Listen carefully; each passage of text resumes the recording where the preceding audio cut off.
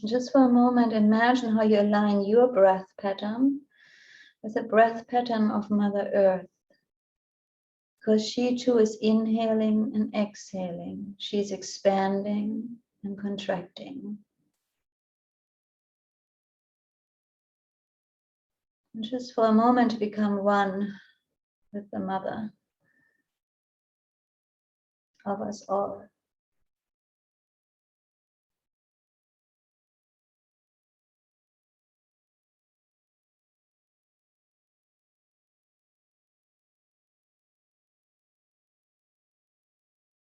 Let me begin.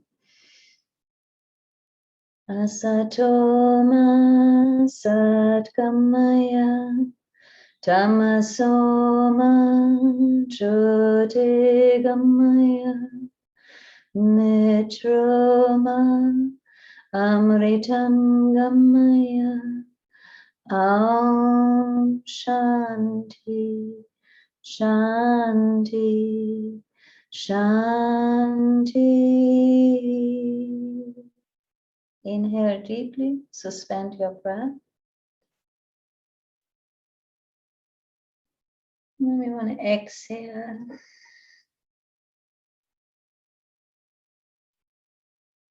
Opening our eyes, resting our hands, palms facing upward to the side of our hips. This will be my inhale. On the exhale, I interlace my hands over my crown. Inhale, exhale, inhale, exhale.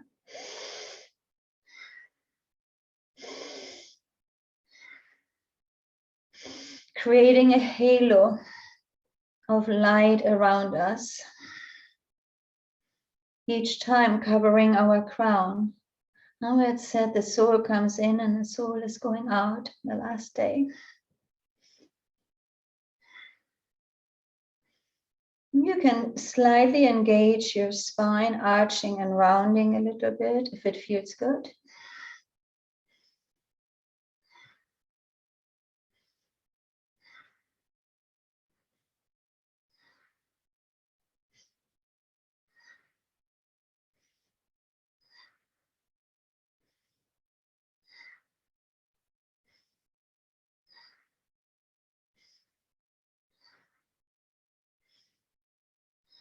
Just a little bit more.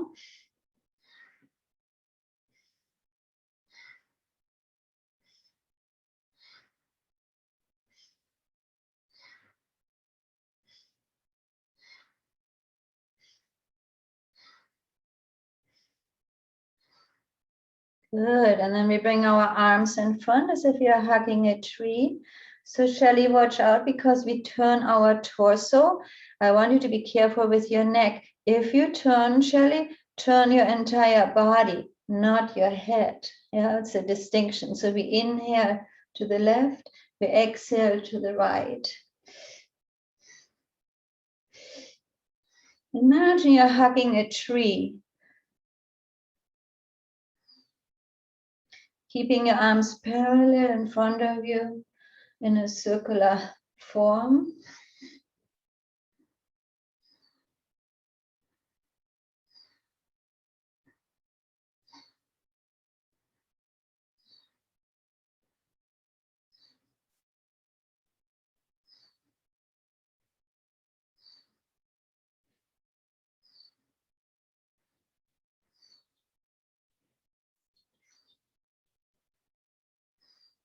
Make sure your twisting comes from the base of your spine.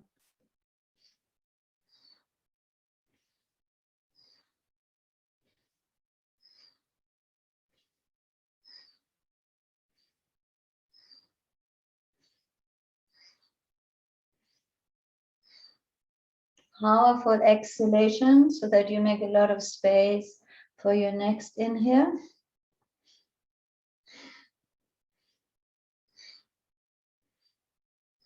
So if you're squeezing the old air out of your lungs.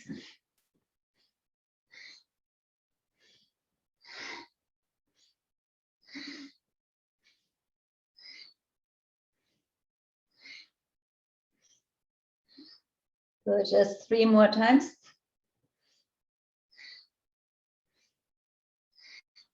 Good, and then we come to center. We still keep our fingers interlaced. And you bring your arms overhead. You keep your spine straight now. And just moving your arms around. So head, spine is all in alignment. We're just moving through our shoulders. When you bring your hands back, the palms of your hands want to face your head. Good. Inhale now through your nose and exhale, open mouth. Especially if you are exposed to all the smoke, you want to make sure your lungs get a lot of space. They can release.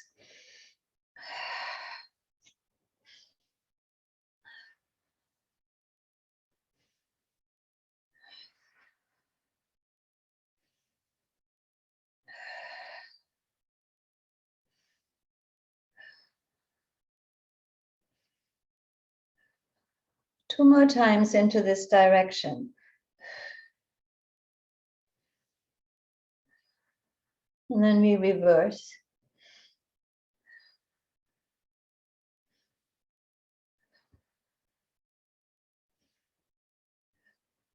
Good.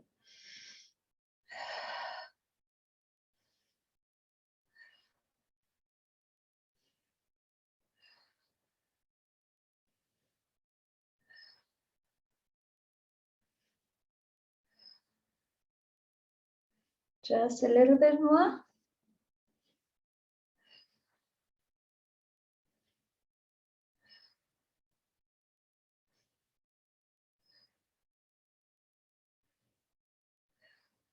Good, last one. Good, and we bring our arms out to the side. This will be my inhalation, my palms facing forward. Exhale, my palms face each other without touching. I inhale. And when I inhale, I bring also my fingertips pointing back here. So I bend at my wrist. I open up my chest fully. Exhale. Now all breath is through your nostrils.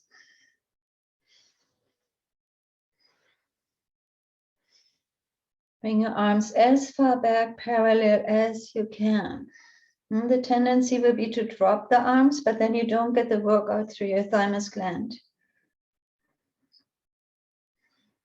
Last 10.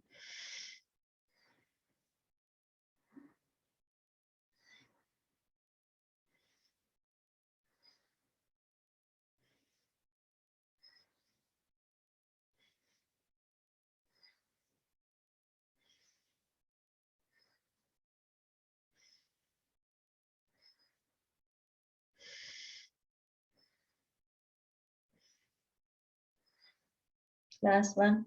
And stay in this posture, hold it for long, with long deep breathing, just for 15 seconds. You're activating right now the membrane around your heart. Pericardium.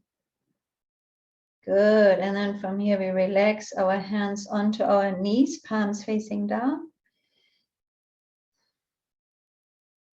Close your eyes for a moment. Just feel into your chest, into your spine.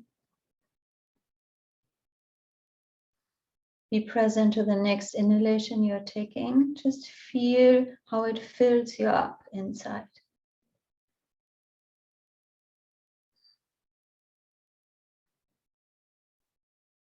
Good, and then we are ready for Nirmala. Thank you, Siddhi. Good morning, ladies. Two welcomes today, one to Mary, who is joining us. Mary's been part of our Spirit House community for many years, and she travels all the time, is a very busy woman, and I can't wait to hear what's going on with her, but welcome, Mary. And also Angela, I see that you've joined us this morning, a friend of Lisa's. Welcome, we're very happy to have you. Please enjoy your time with us and come back. So today, I first want to mention about the 28-minute, 28-day challenge. You can join anytime. You don't have to have started on day one. I'll be sending out next week's instructions today, and they will start on Monday. And please join in, whatever works for you. The instructions will be in the email as well as posted on our toolbox. And if you can even do pieces of it, see how it works for you. It's nice to take a new routine, a new discipline into our day. Next week, to remind you that it's our monthly highlights and resources day. So we have Grace Kendrick joining us to give us an overview of Ayurveda. Be really interesting. You'll be able to ask some questions about doshas and how Ayurveda works in our life. She's is a practitioner who has done a lot of work at Spirit House, but is a teacher up in Northern California, north of us, at the California College for Ayurveda. I think she's not teaching right now, but she's been teaching there, and very knowledgeable, very experienced Ayurvedic practitioner. So that will be fun. So plan to stay on for the extra half hour from 8:45 to 9:15 to hear Grace speak. So today, I have so much I want to share with you. One of my favorite topics. I, as you know, am having a love affair with goddesses, saints, the divine feminine in all forms, Devi, however she expresses herself in our lives in forms that we can experience.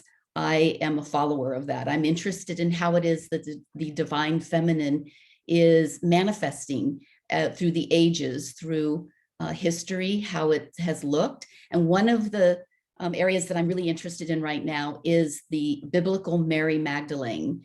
So I have been reading and studying about her over the last several months, and I want to just share a little bit about her today because she's really inspiring me, and her story is inspiring me.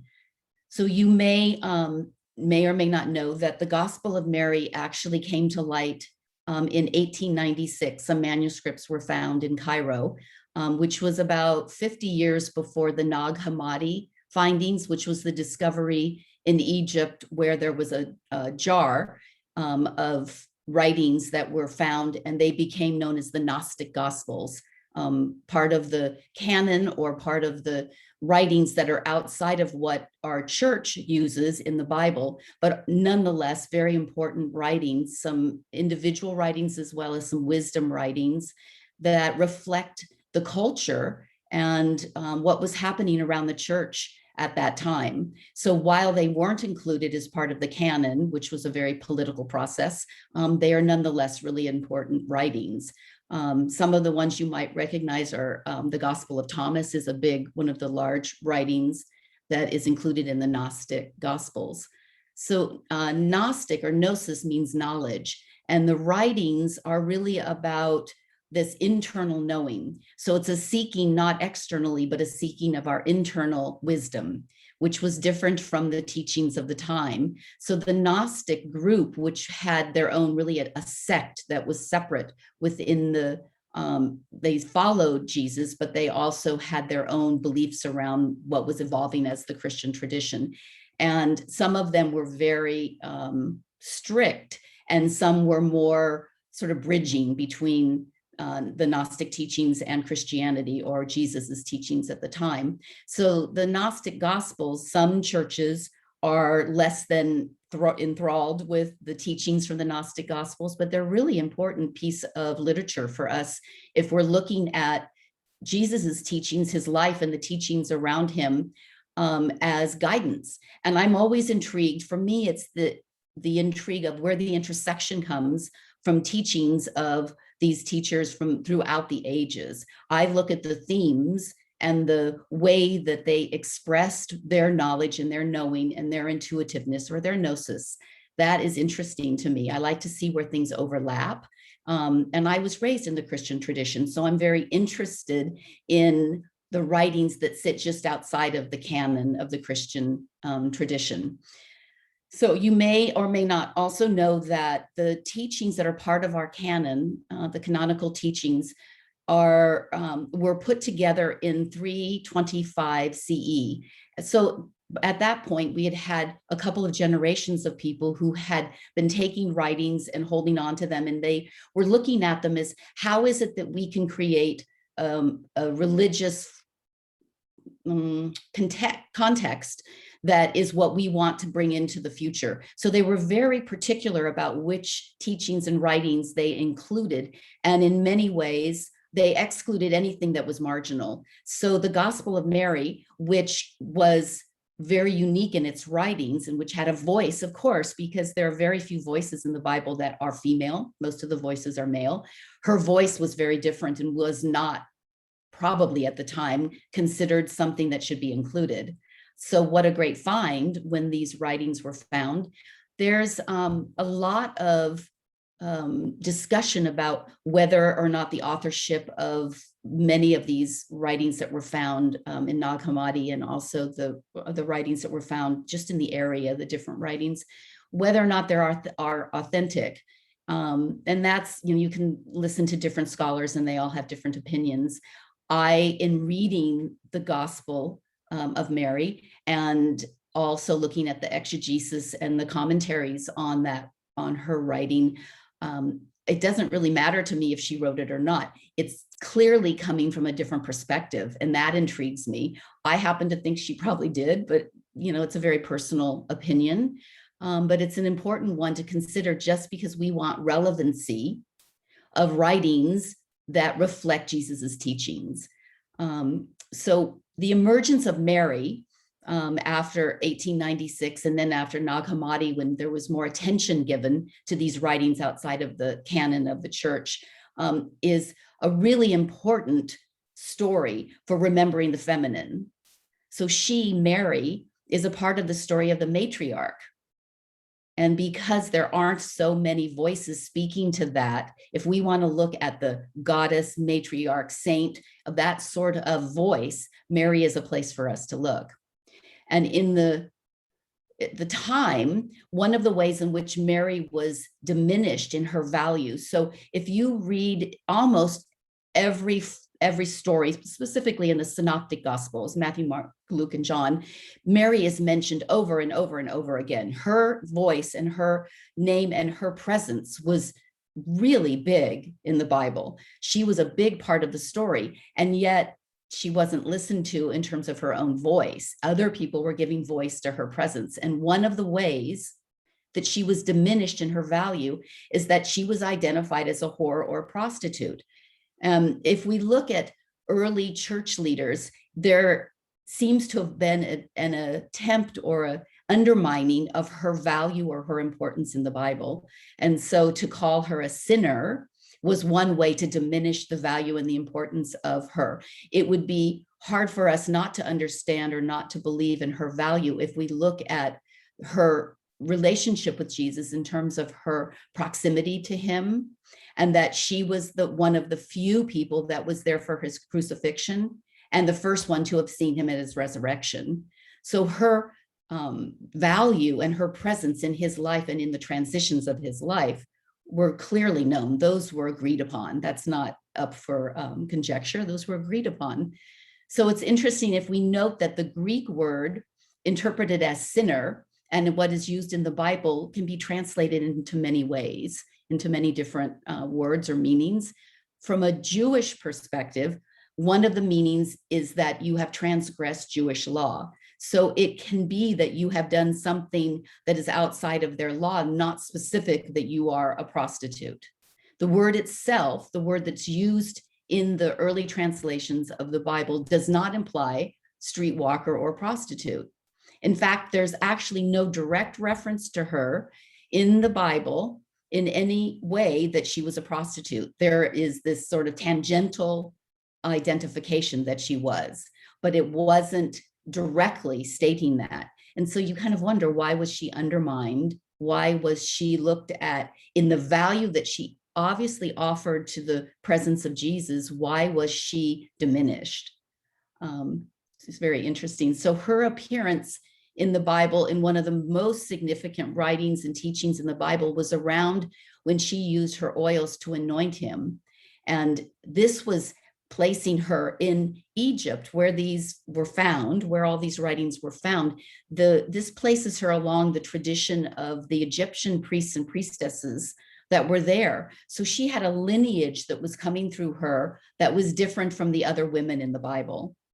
And Jesus accepted and encouraged this anointing that she was doing of his feet, which the other disciples were uncomfortable with. They wanted her to stop. They were like, you should not be touching him. And he accepted and encouraged her and said that she helps me prepare for my burial.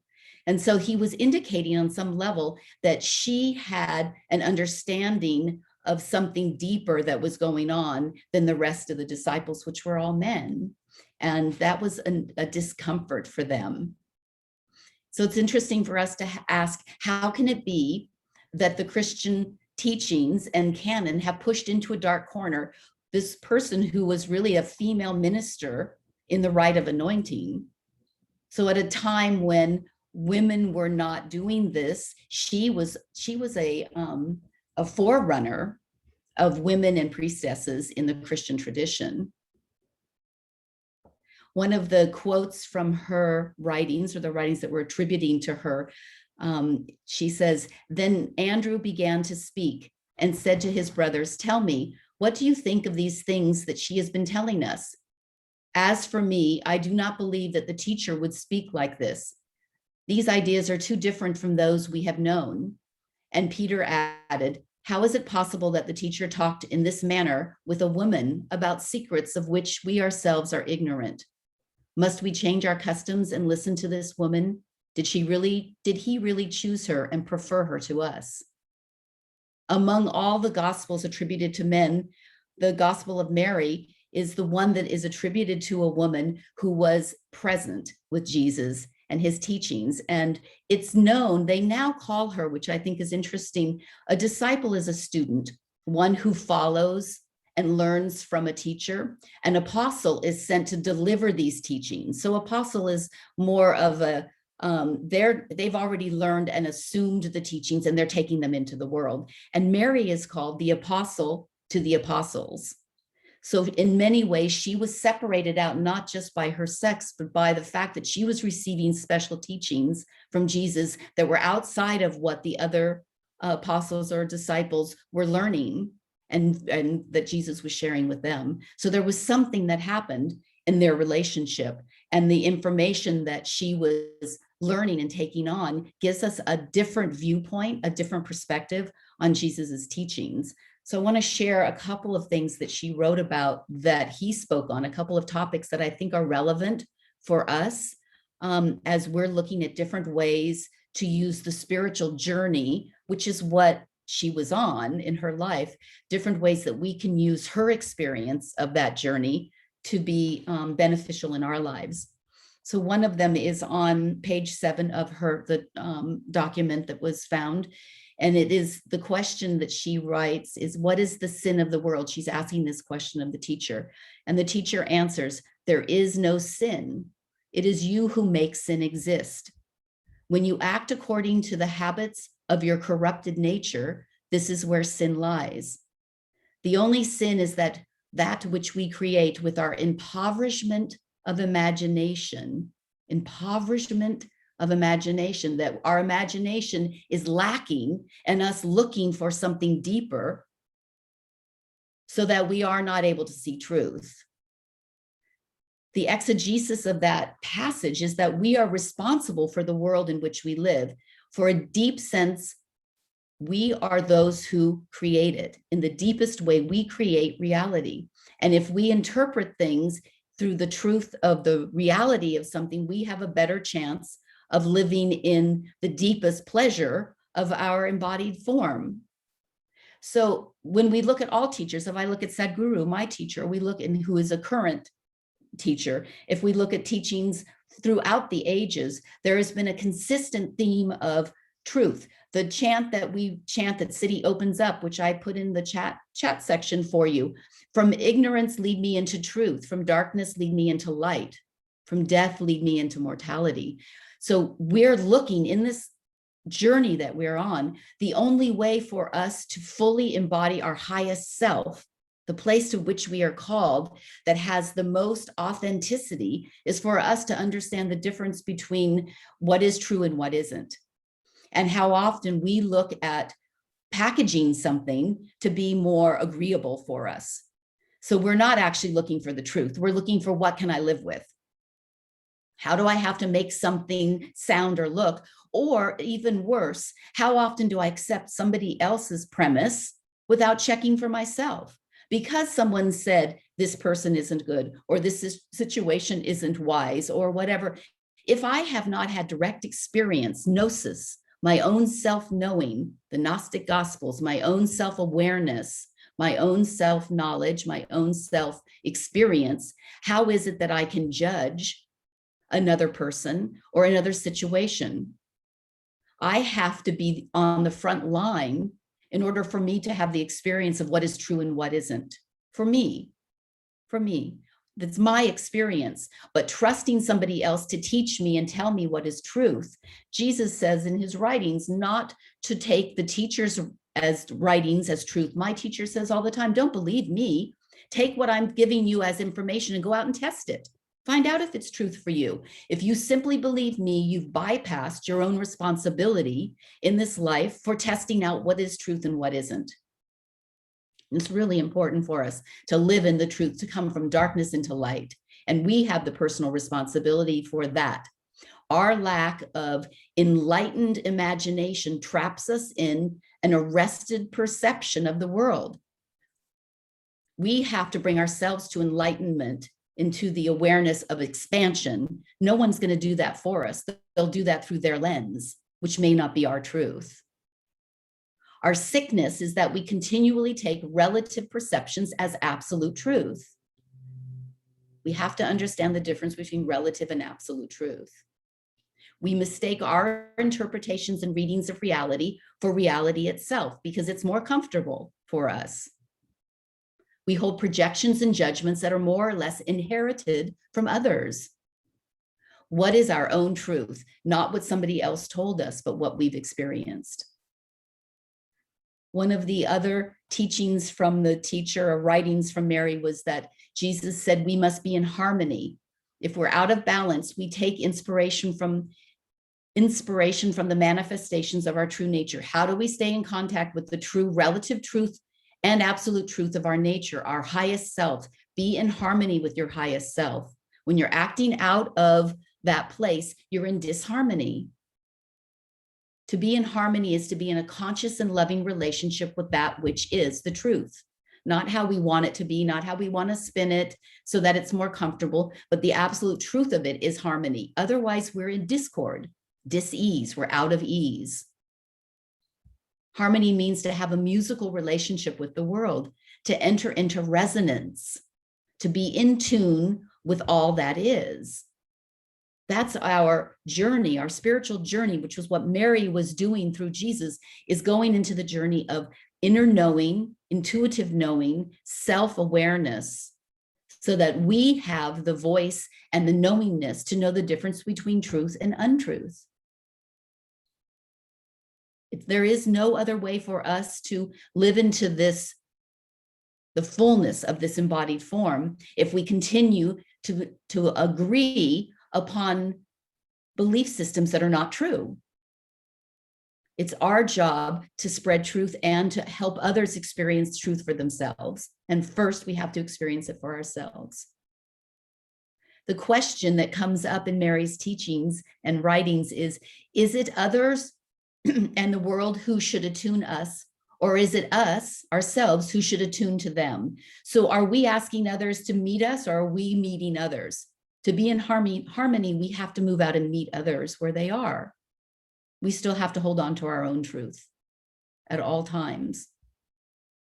So if I was to take anything away from the writings and the teachings that Mary shared with us, or that were shared, even if they weren't hers, but were shared in the writings that were much closer to the time of Jesus's life, that were in probably secondary resources, probably in the 2 centuries that went between, would be to be in harmony with ourselves and others, to take inspiration from manifestations of our truest nature, our highest self, live from the place of our highest self, not from a place of disharmony. In this place, all that is joy will just spill out of us. And take personal responsibility to know the truth. Develop an enlightened imagination. Go into your day today and look for an enlightened imagination. Look for what is revealing itself to you in the beauty of the truth of what is. Take the time to sit into that and allow that to develop within you. It will give you a really beautiful way of experiencing the world. And if we can keep the concept of harmony as our goal, then we'll find different ways to pass through difficulties, different ways of assisting and offering ourselves to others when they need it. We have the opportunity, when we look to be in harmony, to be in relationship differently with everyone and everything, including the planet. We need to be in harmony with this planet. And when we start looking at the truth of where we are and where we are not, we have an opportunity to shift our behavior. So that is very exciting. So this week, let's take the time to really look at where we're harmonious in our life and in our relationships and in our responsibility and in our truth seeking. And where are we foregoing that responsibility? And see where that brings us. Thank you. Thank you, Nirmala. And I want to continue with what you shared about the harmony. You know, being in harmony requires our emotional balance. And I feel like that's a bit challenged for a lot of people right now. So there's a beautiful meditation just for women, actually, where we cross so the palms stay open and you place your hands into your armpits. You cross through. And then your spine stays erect. You bring your shoulders up towards your ears, and then you tuck your chin. So Charlie, keep your head up. Yeah. And you just stay here. You feel the warmth of your hand penetrating your body. And we just stay here with long, deep breathing. The breath will automatically become slow. And this great meditation for everyone who feels a bit worried or anxious or even irritated.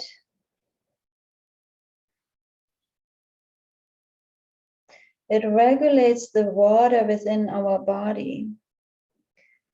And that's very important for us because the water balances our emotions.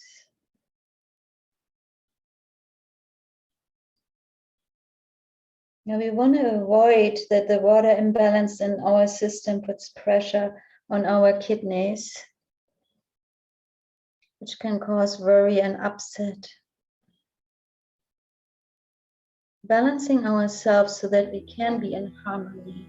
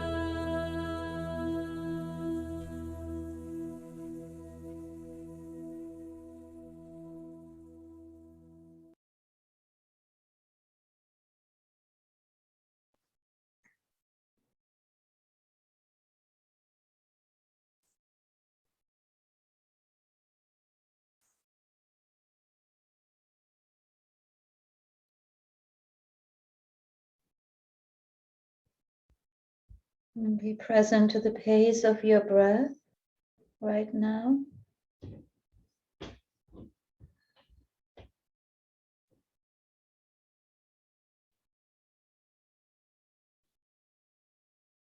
You might experience that your breath is slower, deeper.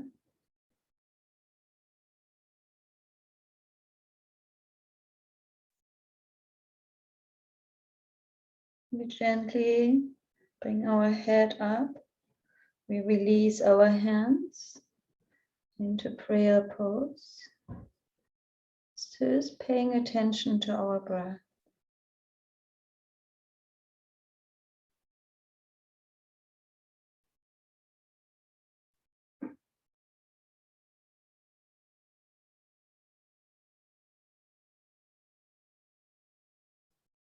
And the breath can bring us into harmony with our own bodies, our physical body, our emotional body, mental and spiritual body.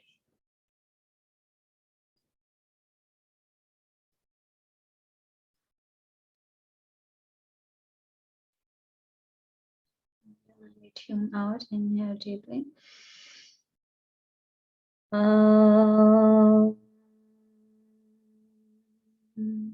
Shanti,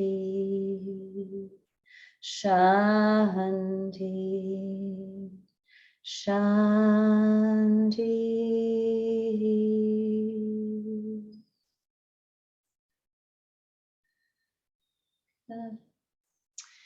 Thank you all so much. Have a fabulous week. See you next week.